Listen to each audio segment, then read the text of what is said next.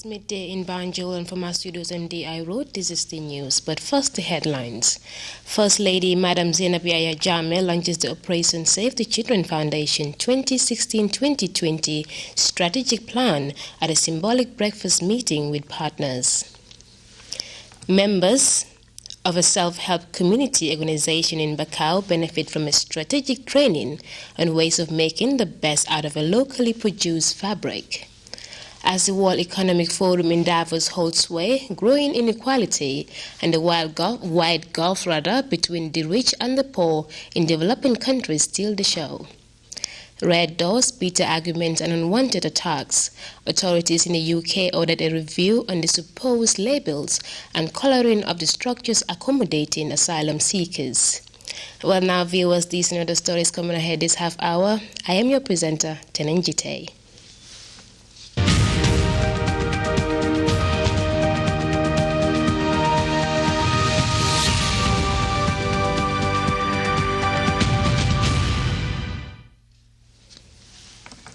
Welcome back. Two Gambian ambassadors recently presented their credentials. They are His Excellency Abubakar Jah, Ambassador of the Islamic Republic of the Gambia to Malaysia, and His Excellency Mas Aksegay, Ambassador of the Islamic Republic of the Gambia, to the Federal Democratic Republic of Ethiopia, and permanent representative to the African Union Commission. Soon after his presentation of credentials to His Majesty Al-Hajj Abdul Bilahi Mohabedin Tanku Al-Hajj Abdul Halim Muazzam Shahi Ibni Al-Mahum Sultan Badisha, the young Agon of Malaysia, the 14th, Ambassador Jah was granted audience. At the discussion, the Gambian ambassador conveyed warmest fraternal greetings and prayers of good health from His Excellency Sheikh Professor Al-Haji Dr. Yahya AJJ Jammeh Babili Mansa to His Majesty. Ambassador Jah went on to highlight the cultural similarities and affinities between the people of the two countries. He further informed His Majesty of the conducive environment for investment in the Gambia and invited both the private and public institutions in Malaysia to invest into the country. He also gave a brief on the development strides made in the Gambia under the dynamic leadership of President Jammeh Babili Mansa, as well as President Jammeh's Vision 2016. Ambassador Jah concluded by expressing the Gambia's government's resolve to deepen the already fruitful ties between the two countries. Similarly, His Excellency Mas Aksegay, Ambassador of the Islamic Republic of the Gambia to the Federal Democratic Republic of Ethiopia and a permanent representative to the African Union Commission, presented his letter of credence to Her Excellency Mrs. Nkosana Dlamini Zuma, Chairperson of the African Union Commission. The ceremony took place on January 11, 2016 at the African Union headquarters in Addis Ababa, Ethiopia. Following the presentation, the chairperson held a brief tete-a-tete with Ambassador Gay, during which he remarked that the Gambia has always been an active member of the AU and called on Ambassador Gay to do all he can to continue that trend by actively participating and supporting the work of the organization through the permanent representatives committees. On his part, Ambassador Gay conveyed the greetings of His Excellency Sheikh Professor Al-Haji Dr. Yahya AJJ Jammeh Babili Mansa, the President of the Islamic Republic of the Gambia, to the chairperson. He informed the chairperson that he will continue from where his predecessors left by further strengthening the ties between the Gambia and the AU. He further remarked that the ties between the Gambia and the AU go a long way, including the hosting of the African Commission on Human and People's Rights. The message concludes. First Lady Madam Zainab Yahya Jammeh's Operation Save the Children Foundation on Thursday hosted a breakfast fundraising meeting at the Coco Ocean. The meeting, as our Uminjai reports, was anchored on building partnership with stakeholders in the child protection arena and to launch the Foundation's Strategic Plan 2016 to 2020.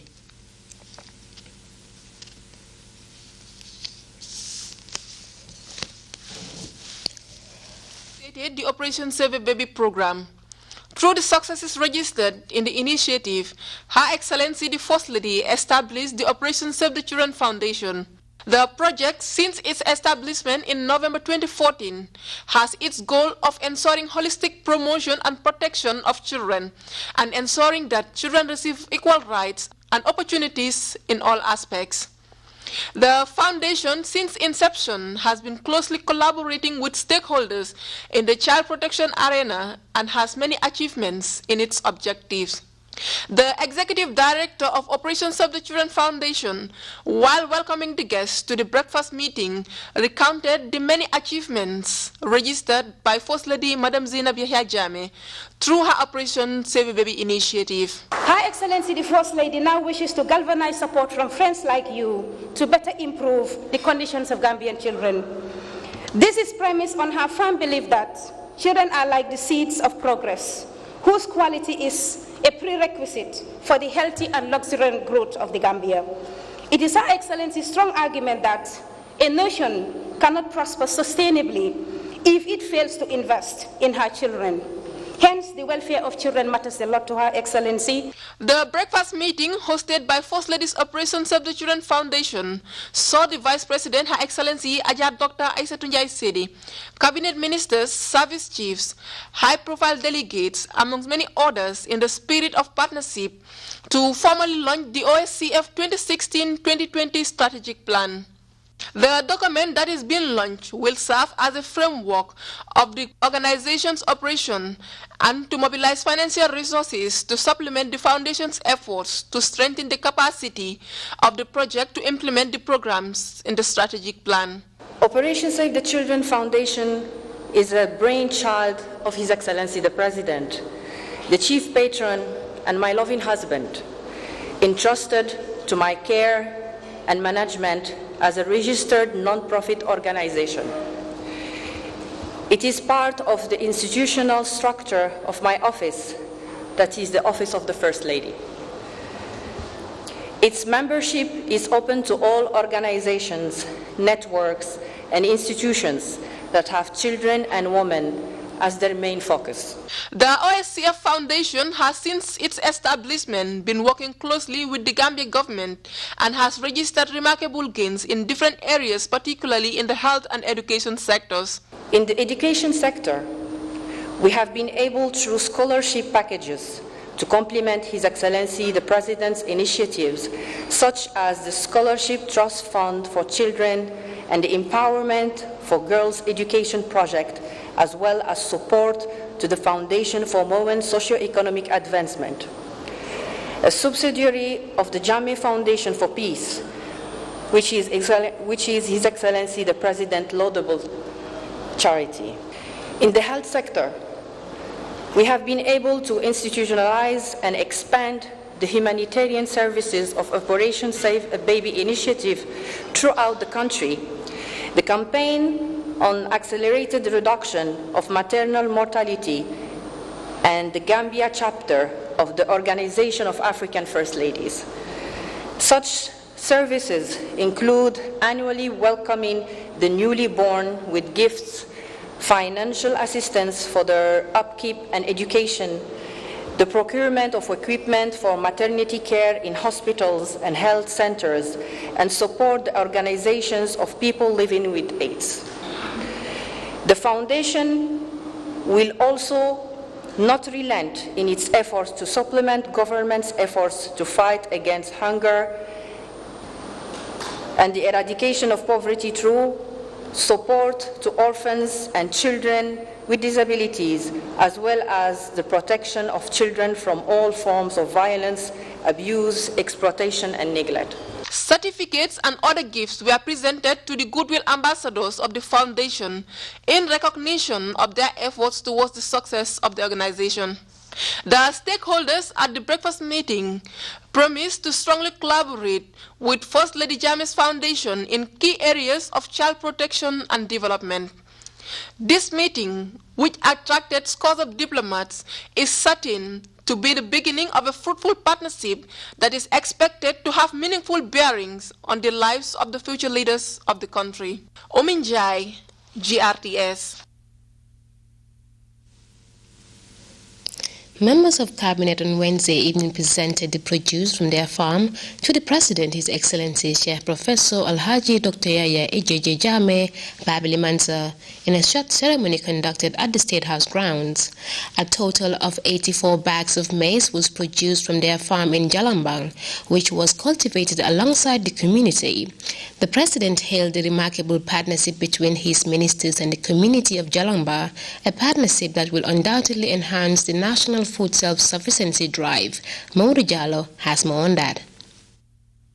A total of 84 bags of maize was harvested from their farm in Jalambang, Combo South, an unprecedented feat, since cabinet ministers also responded to the President's clarion call for a massive return to the land to attain national food self-sufficiency. Following that call, ministers partnered with the community of Jalambang, who readily provided the land and labor. The Alcalde of the village, Mondo Jata, expressed immense pride in what he described as a fruitful partnership that has benefited both sides. Politically, the Alcalde disclosed the farm has brought his community together as they are able to attract passionate volunteers eager to show solidarity with the Gambian leader. Alcalde Jara therefore paid gratitude to the President for the advice he has rendered in the course of their work, something that has paid great results in terms of yields. The Minister of Agriculture, Ismaila Sanyang, also returned gratitude to the community of Jalambang for their support, describing the partnership between them as a clear manifestation of the people's support and commitment to the Vision 2016 initiative. He added that his ministry will provide a tractor and fertilizer to the community and equally engage farmers through the innovation platform to promote good farming practices. Honorable Abdul Kole, the Minister of Finance and Economic Affairs, who also doubles as the farm coordinator, said their success this year is as a result of some valuable lessons learned from their experience last year. He therefore held the proactive commitment of the two sides that has translated into a bumper harvest. The Vice President and Minister of Women's Affairs, Her Excellency Ajah Dr. Eserinjai Sedi, thanked her colleagues for taking a cue from the President, a distinguished farmer who continues to inspire his compatriots in the field of agriculture. This, he added, is evident in the marked increment in farming across the country, especially among women and the youth, who continue to look up to Professor Jammeh for leadership and advice. Dr. Yaisedi urged Gambians to strive harder in order to attain our set targets, saying the potential is there to surpass our current achievements. The Gambian leader, His Excellency Professor Alhaji Dr. Yaya Jammeh Babili Mansa, thanked his ministers and the community of Jalambang for the harvest, something he said was a record that sends a clear message to Gambians that Vision 2016 is indeed attainable. Professor Jammeh further added that the drive towards national food self-sufficiency can only be attained through massive community mobilization at all levels, which will ultimately enable local communities set up their own food banks and credit facilities for soft loans. Responding to earlier appeals for a tractor and electricity from the Jalambang Alcalde, President Jammeh instructed the relevant ministries to work on that, adding that he will reward their support and solidarity. For a president who puts great emphasis on the practical aspect of agriculture, Professor Jammeh shared his experiences with the local farmers, urging them to embrace good soil management practices coupled with innovative farming techniques to improve yields. Such an approach, Professor Jammeh concluded, has been tried and tested in his numerous farms with amazing results. He therefore expressed confidence that they will surpass expectations next year as they did this past cropping season. Maudou Jallo, GRTS News. Friends of the Gambia Association, a UK charitable organization, recently handed over the keys of a constructed health facility to the people of Nyomi Bakindiki in the North Bank region. The event, as Aissatou Jatta reports, witnessed the handing over of these health posts. Welcome by the people of Lower Nyomi for the staff and friends of the Gambia Association.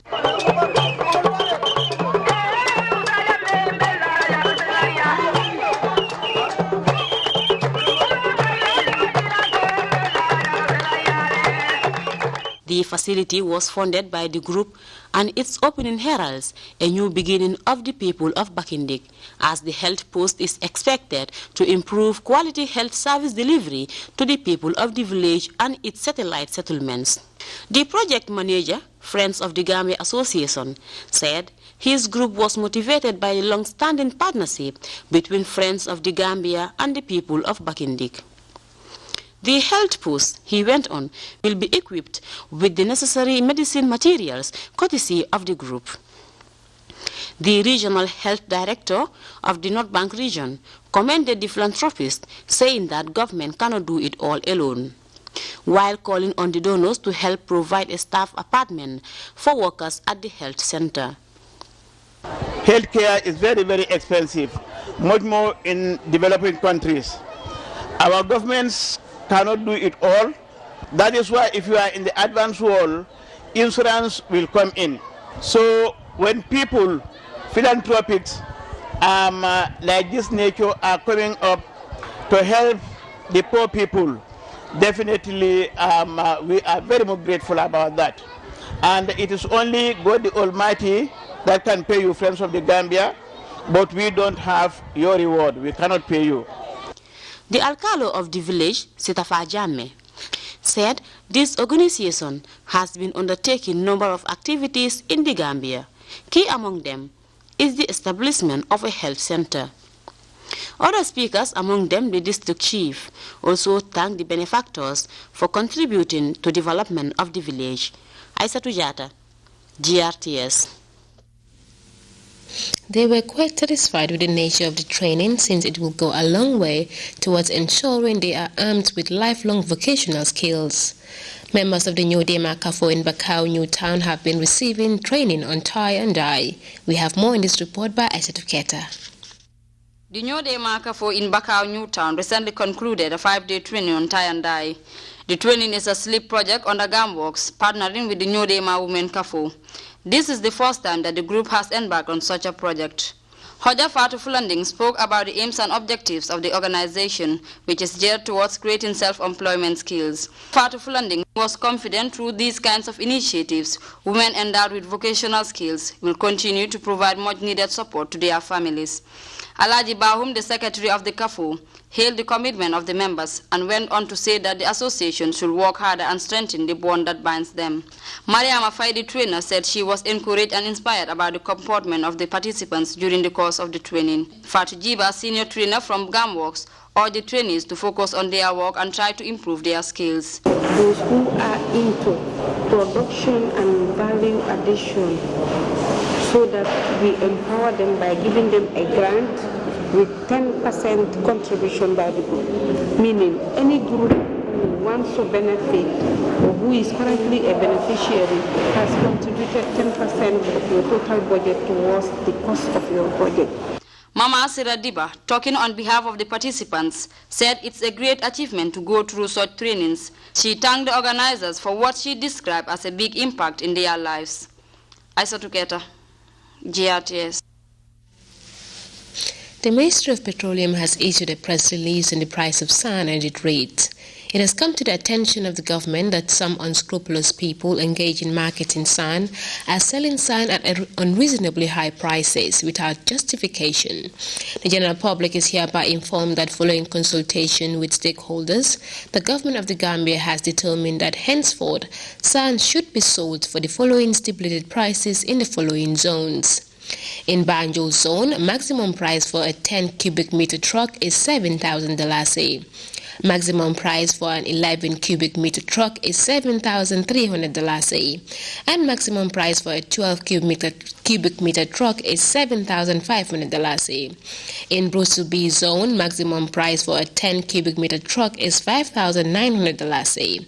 Maximum price for an 11 meter cubic truck is $6,000 a, and maximum price for a 12 cubic meter truck is $6,300 a. In Kerserin, Kotu, Kololi, and Wellingara zone, maximum price for a 10 cubic meter truck is $6,600 a.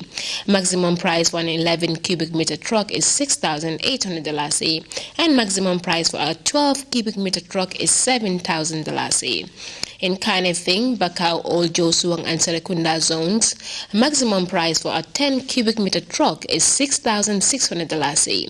Maximum price for an 11 cubic meter truck is $7,000 a. And maximum price for a 12 cubic meter truck is $7,200 a. In Lameng and Yundum zones, maximum price for a 10 cubic meter truck is $6,000 a. Maximum price for 11 cubic meter truck is $6,200 a. And maximum price for a 12 cubic meter truck is $6,500 a. In Farato, Busumbala, Kembuje, and Brikama zones, maximum price for a 10 cubic meter truck is $5,400. Maximum price for an 11 cubic meter truck is $5,600. And maximum price for a 12 cubic meter truck is $5,800. In Katong, Gunju, Sanyang, and Tanje zones, a maximum price for a 10 cubic meter truck is $5,000. Maximum price for an 11 cubic meter truck is $5,500. And maximum price for a 12 cubic meter truck is $5,700. While in Bakwate zone, maximum price for a 10 cubic meter truck is $6,000. Maximum price for an 11 cubic meter truck is $6,300. And maximum price for a 12 cubic meter truck is $6,600. All dealers and sellers are hereby urged to comply with these prices. The public is also urged to report anyone selling higher than the listed prices to the Geological Department on telephone 437-4357. I repeat, 437-4357. And or their offices during working hours, release concludes. Asylum seekers complain about stigma and discrimination. Authorities in the UK have ordered an inquiry on the issue. Find out after they break the impact of back-breaking jobs on least developed nations. We'll be right back. Stay with us.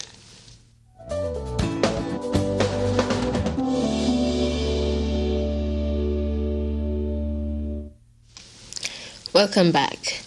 Laborious jobs such as dismantling scrap metals in worn-out ships are some of tasks consigned to poor youths in Bangladesh. As the World Economic Forum in Davos takes shape, attention is now being focused on the growing inequality and how the poor communities are struggling to undertake back-breaking jobs to just get by. It's back-breaking work. Barefoot and without so much as gloves to protect themselves, workers are taking freighters apart at one of the biggest so-called ship cemeteries in Chittagong. The smoke billowing from the blowtorches makes it hard to breathe. Mohammed Alamgir has worked here since he was just 9 years old. Our lives are in our own hands. They don't care about us. They don't want to take care of us. If they paid us more, they'd make less money for themselves. That's why we barely get anything. Alamgir makes just €5 a day. Around 20,000 people work here. Although it's dangerous work, none of them have accident or health insurance. That's despite salvage firms making about €1 million per ship. Accidents are very common. Ships are stripped down to a steel shell, which is then taken apart by a swarm of workers armed with blowtorches. The metal is taken ashore and melted down. For Alamgir, it's a 70-hour working week. If I don't do this work, I'll have nothing to eat. I won't be able to take care of my family. That's why I'm forced to do this. If I missed a single day of work, I wouldn't have enough money to last the month. But there's nothing I can do about it. I'll carry on for as long as my body can endure it. We don't have any money. And my father is unemployed because he can't work. He'll be very angry with me if I don't work. There's just nowhere to make money. The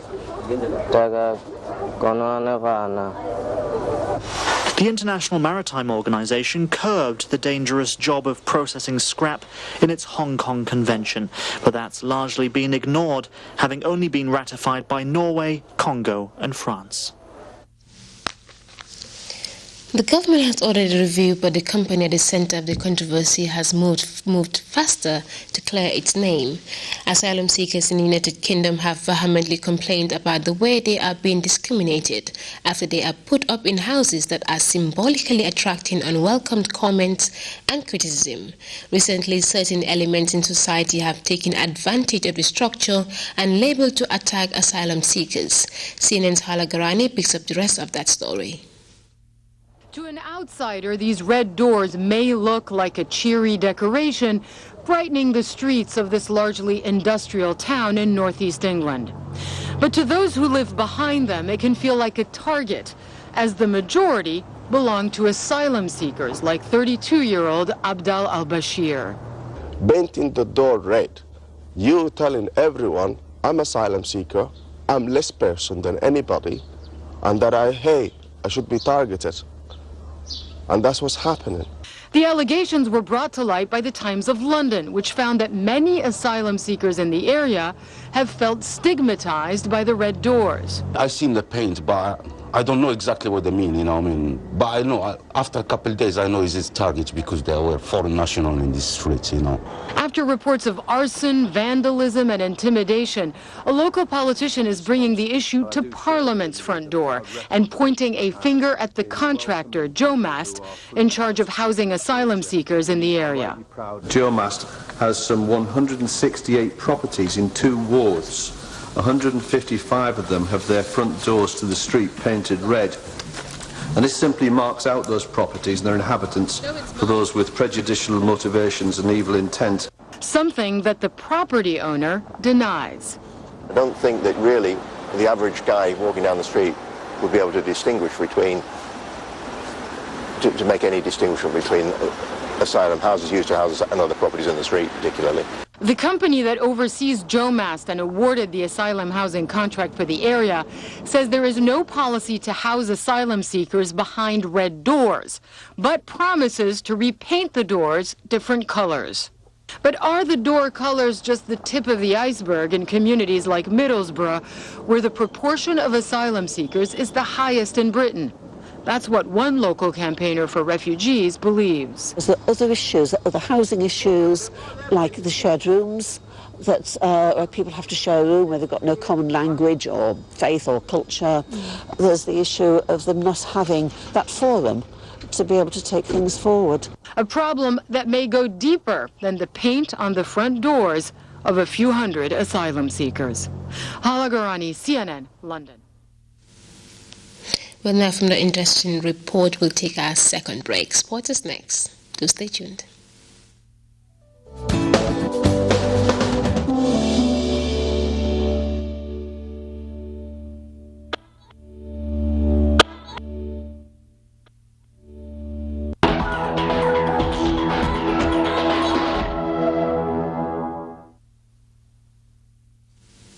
Welcome back.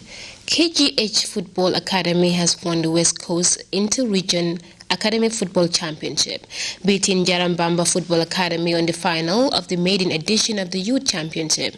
18 football academies took part in the Under-15 tournament. Our MS Jallo tells us more on that.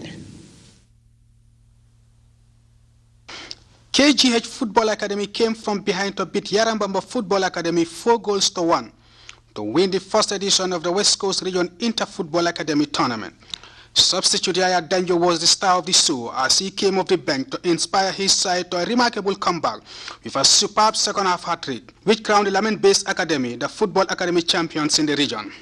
18 football academies within the West Coast region took part in the Under-15 tournament, organized by the West Coast Region Football Academies Association. The Maiden Youth Championship is designed to provide competition for the academy players. This will help them showcase what they have been learning and give their coaches the opportunity to assess the development of their players. Anytime academy players take to the pitch, you can be guaranteed a few things: beautiful and entertaining football with an exciting display of skills and talents. This final was no exception. Jarambamba Football Academy made a promising start to the game by taking an early lead through Aliou Gassama's 11th minute strike. KGH Academy tried but failed in their attempts to level the score before the break, leaving Jarambamba Football Academy the happier side going into the break. But a spirited fight back after the restart by KGH completely turned things around. The KGH coach made some tactical changes just after the interval, bringing on Yaya Danjo, and this was the decisive moment as the new entrant went on to bag a hat-trick. His first, the equalizing goal, came just 5 minutes on the pitch with a fine finish on the 45th minute to level the score. 10 minutes later, he fired his side into the lead with his second of the evening in the 55th minute, putting the Lamin outfit in the ascendancy. KGH never looked back as Captain Amadouba made it 3-1 in the 72nd minute before Yaya Danjo completed his hat-trick in the 79th minute to seal a comfortable 4-1 victory for the Lamin boys. KGH Football Academy were crowned champions, receiving 2 match balls and a giant trophy donated by the Gambia Football Federation, whose president was full of praises for the youngsters and had these few advice. Through football, you can also become something. You can be professionals, both locally or internationally. You can lift the living standard of your parents. You make them happy within their local communities. You've seen people who have gone through the back way or the front way. They got some money, they came and built story buildings. You could do it better. You don't have to go through the back way. You do it here and you are started from the academies to the league clubs, international. So you have to have a focus. You have skills. It's not just come and joke. You listen to them, what they are telling you is just like an army. Whatever they tell you, your coaches and managers, it's the right thing. Even if you know it's not right, for you it's right. Whatever you are very young, just be disciplined and listen to them. Whatever they tell you, just take it the hard truth. Despite its importance, tournaments of this nature are rare, and one person who would want to see more youth competition spread across the country is the under-17 coach. For me, obviously my role as the under-17 head coach, a tournament like this is very good for me. It's good to see that there is talent at this age level. I already knew that, but sometimes you need to make sure that the structure is in place, that these boys, that they're having competitive football, that they're being given the stage to show their talent so that people like myself, so that other people can come and watch them and see what they can do. KGH Academy also dominated the individual awards, with hat-trick hero Yaya Danjo finishing as the tournament leading goal scorer with 5 goals, while his teammate Kutubo Sanyang was awarded the best young talent of the tournament. Proper grassroots structures with proper football academies is the bedrock of any developed football nation. With good academies, good players are produced. Therefore, the need to invest in football academies, one of the surest ways to realize the country's footballing dreams. Mohamed Jalo, GRTS Sports. Well, on that note, we come to the end of this newscast, but before we take leave of you, a quick reminder of our day's main stories. First Lady Madam Zainab Yahya Jammeh has launched the Operation Save the Children Foundation 2016 to 2020 strategic plan at a symbolic breakfast meeting with partners. Members of a self-help community organization in Bakau have benefited from a strategic training on ways of making the best out of locally produced fabrics. As the World Economic Forum in Davos holds sway, growing inequality and the wide gulf between the rich and the poor in developing countries are still in the show. Red doors, bitter arguments and unwanted attacks. Authorities in the UK have ordered a review on the supposed labels and colouring of the structures accommodating asylum seekers. Well, now viewers, that was all in this edition of the news. Thanks for the pleasure of your company. Do enjoy the rest of our programs. And I am your presenter, TENENG GITTEH.